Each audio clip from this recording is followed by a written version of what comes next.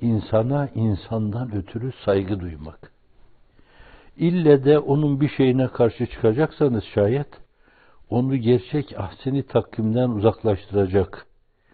İşte yalan bir lafzı kafirdir, iftira bir lafzı kafirdir, gıybet bir lafzı kafirdir, birini karalama bir lafzı kafirdir, mümine takiyeci deme bir lafzı kafirdir, onu yerden yere vurma bir lafzı kafirdir, üzerine çarpı çekme, değişik haklardan mahrum etme bir fiili kafirdir bunlar. İlle de karşı çıkacaksanız, işte bu elfazı küfriyeye, ef'ali küfriyeye karşı çıkmak lazım. O nasıl olacak? Yoğun bakıma kaldırılmış bir insana muhalece esprisinin içinde ele alınacak. Bu insanı getirdiler bana. Kanserli veya vebalı veya cüzamlı. Veba, cüzam galiba hakkından geldiler yok. AIDS'li.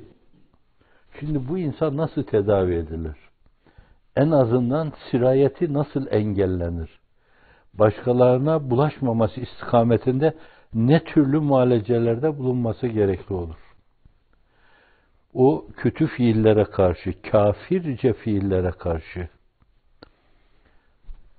kafirce sözlere karşı ille de bir şey yapılacaksa, böyle yoğun bakımına alınmış, muvakkaten ona bir daha geriye dönme şansı tanımak için esasen bir şeyler yapılıyor. Evsafa karşı tavır bu olmalı. Şimdi bu da ayrı bir dairedir yani. Şimdi mümin ister o birinci has dairede, hatta o has daire içinde haslar da vardır yani. Öyleleri vardır ki siz hiçbir zaman enbiya izamı bir mümin kategorisi içinde bizimle müteala edemezsiniz. Bir Ebu Bekri, Ömer'i, Osman'ı, Ali'yi, Ayşe'yi, Hadice'yi bizi müteala ettiğiniz kategori içinde müteala edemezsiniz. Onlar da mümindir ama öyle bir faikiyetleri vardır ki yanlarına gittiğimiz zaman kolumuz, kanadımız kırılır, iki büklüm oluruz. Onların hakka teslimiyetlerini tefvizle taşlandırmaları, tefvizlerini sıkayla taşlandırmaları ve artık Cenab-ı Hakk'ın yeter ötesi yok falan diyebileceği noktaya ulaşmaları. Onlar da o kategori içinde varlıklardır, mümtaz insanlardır. Ama genelde hepsi işte ehli iman kategorisi içinde müteala edilir. El-Müslimu men selimel müslimune min lisanihi ve yedihi. Hakiki mümin misin? Müminler hakkında elinle, ayağınla, dilinle, dudağınla, gözünle, kulağınla, imanla, işaretinle ve kalbindeki olumsuz, menfi duygularınla bir şey duymama bir esastır. Duyuyor, ediyor ve çok defa da bunları razı etmeye kalkıyorsan Müslümanlıktan nasibin o kadardır. Bunu dedim müminle de yapabilirsiniz. El müminu men eminel müminune min lisani ve yedi diyebilirsiniz. Mümin odur ki müminler onun elinden ve dilinden hep emindirler. Ona bakınca bu emin bir insan derler. İşte zirveyi tutan insanı kamil. Peygamberlik olmadığı dönemde daha 40 yaşına kadar ona ne diyorlardı? Muhammedül Emin diyorlardı. Güvenilir tek insan. Biz bir yerde mesela Ficar savaşları var. Mekke'de oldu bu. Cahiliye döneminde oldu. Efendimiz sallallahu aleyhi ve sellem o zaman gençti daha. Her zaman gençti, ona kurban olayım. O zaman da fiziki olarak gençti. İlle biz bir yere giderken ölüme gidiyoruz. Kızımızı, gelinimizi, eşimizi birine emanet edeceksek buna emanet edilir. Zira kaşını kaldırıp bakmaz. Ve uğurdu ölür, onlara dokundurmaz. Böyle bir emin. Ve bu emin sıfatını da zaten peygamberlerin bir sıfatıdır. Sıdk, doğruluk. Bak, karşılığı bu kafirlik. Yalan.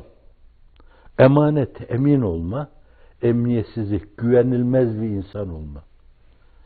Tebliğ, Allah'ın kendisine sunduğu şeyi başkalarına tebliğ etme. İsmet, mahzun olma.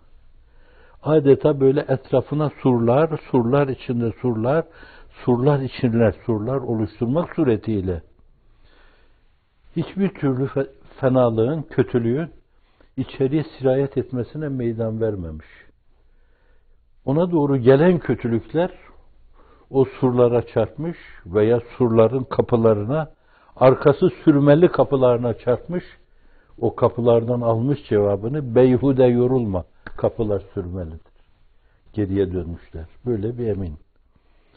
Ondaki o dönemdeki bu emniyet sıfatı daha sonra peygamberliğini ilan ettiğinde belki 3-5 tane Ebu Cehil, Ütbe, Şeybe, İbni Ebi Muayit bilmem kim.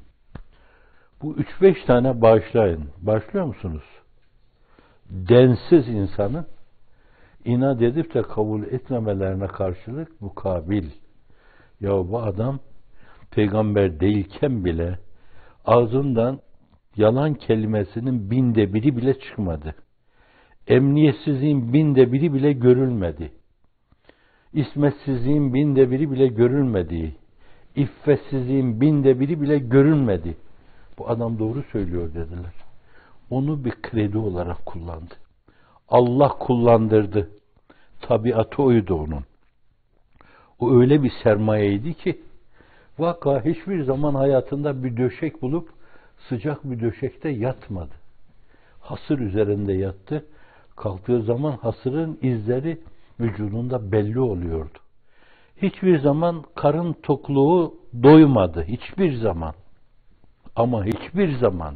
Hatta bazen 1 ay, 2 ay, 3 ay kamera aylarla sadece hurma ile suyla geçindi. Ama öyle bir sultandı ki, öyle bir sermayesi vardı ki, o sermayeyi sergilediği zaman herkes koşa koşa ona geliyordu. Onun için bin bir türlü fezainin, fecainin, şenaatin ve denaatin yaşandığı asırda birdenbire bir hamlede Akif ifadesi ağzıma geldi. Bir hamlede insanlığı kurtardı o masum, bir nefhada Kayserleri, Kisraları yere serdi. Aczin ki ezilmek de hakkı dirildi, zulmün ki zevali aklına gelmezdi, geberdi, gebersin. Dünya neye malikse onun vergisidir hep, medyun ona cemiyeti, medyun ona ferdi. Medyundur o masuma bütün bir beşeriyet. Ya Rab, mahşerde bizi bu ikrar ile haşret.